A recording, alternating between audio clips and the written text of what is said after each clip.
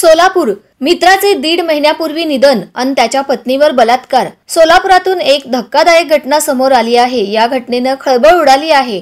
सोलापुरात मित्राच्या विधवा पत्नीवर अत्याचार करण्यात आला आहे। विशेष म्हणजे 1.5 महिन्यापूर्वीच पीडितेच्या पतीचं निधन झालं होतं। सोलापूर जिल्ह्यातील वळसंग पोलीस ठाण्याच्या हद्दीत हा धक्कादायक प्रकार घडला आहे। बालाजी सत्यनारायण नल्ला असे अत्याचार करणाऱ्या आरोपीचं नाव असून त्याला वळसंग पोलिसांनी अटक केली आहे। तो सध्या न्यायालयीन कोठडीत आहे। घटनेबाबत अधिक तपास सुरू असल्याची माहिती पोलिसांकडून देण्यात आली आहे। घटनेबाबत अधिक माहिती अशी की सोलापुरातून ही धक्कादायक घटना समोर आली आहे। मित्राच्या पत्नीवर घरात घुसून बलात्कार करण्यात आला आहे। विशेष म्हणजे पीडित महिलेच्या पतीचे 1.5 महिन्यापूर्वीच निधन झालं आहे।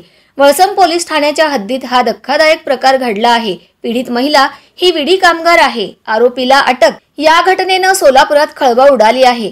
आरोपीने पीडित महिलेच्या घरात घुसून तिच्यावर अत्याचार केला।